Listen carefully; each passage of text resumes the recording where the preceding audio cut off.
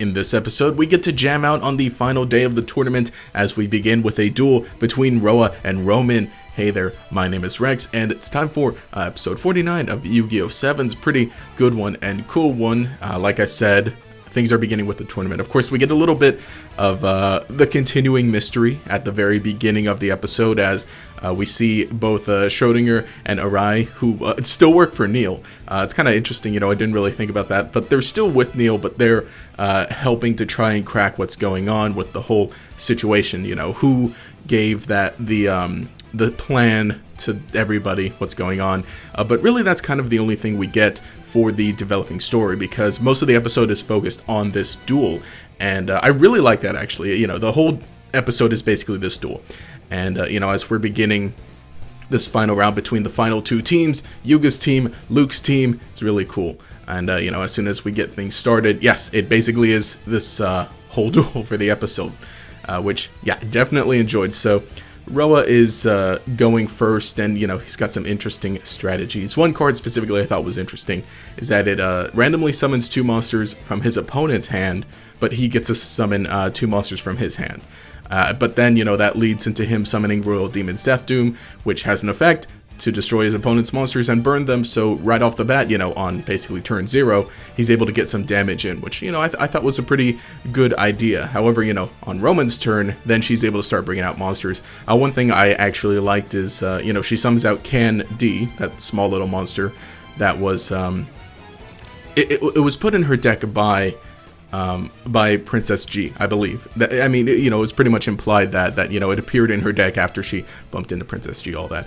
But, it's cool that we get to see this monster again, and on top of that, the new monster that she summons out by tributing it is basically like a grown-up version of Candy called, Can Red?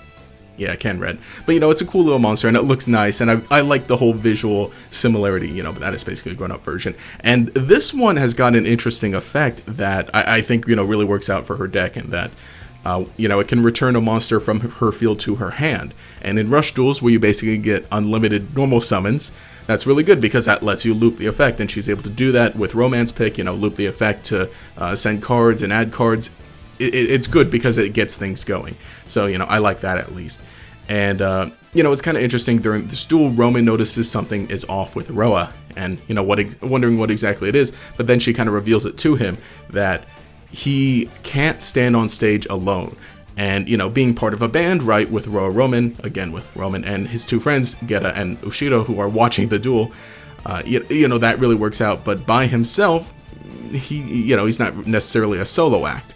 So I kind of like that as that's going on, and he's kind of losing his footing, losing his balance, and he's kind of realizing this. At the same time, Roman is saying, she may not be here, but Princess She has my back, and we see that she's actually watching the duel. So that's really nice. I think is some great payoff to the first episode from this portion, this season basically, as where Roman met Princess G, and again, tying up Roa's loose end, basically, of his whole thing with his bandmates.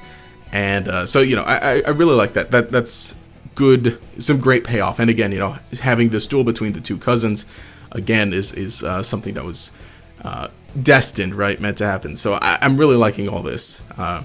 During Roa's next turn, now he summons out the two monsters that were representative of his friends, and they show up again, so that's all kind of nice that there's that unity again between them.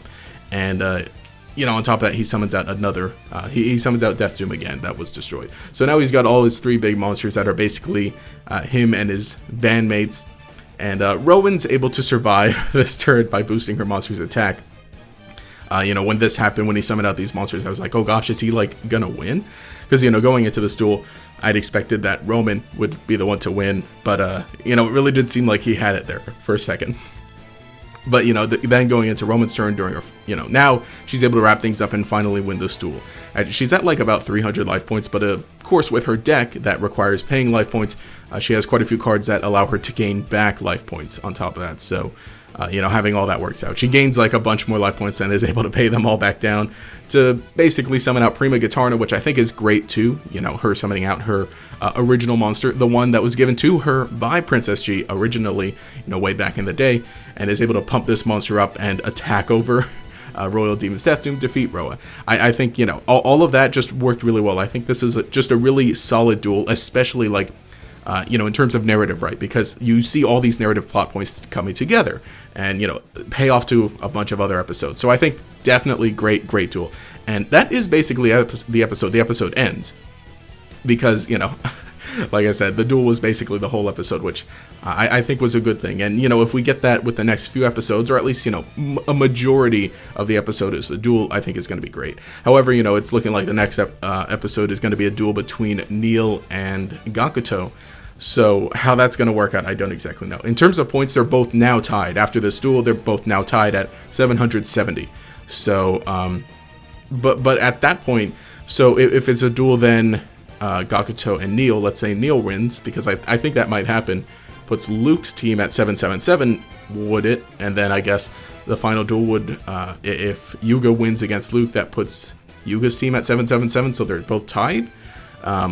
Unless by winning a duel you can't get more than 7 points. I don't know, but we'll have to see how logistically that works out with this tournament. But yeah, great episode. I enjoyed it. Glad we're getting to see the final round of this tournament. But let me know what you think in the comments below. Did you enjoy the episode? What do you think is going to be happening going forward? Again, you know, next episode, it seemed like it's going to be some good payoff to some narrative points that were set up previously. Again, you know, with how this works out.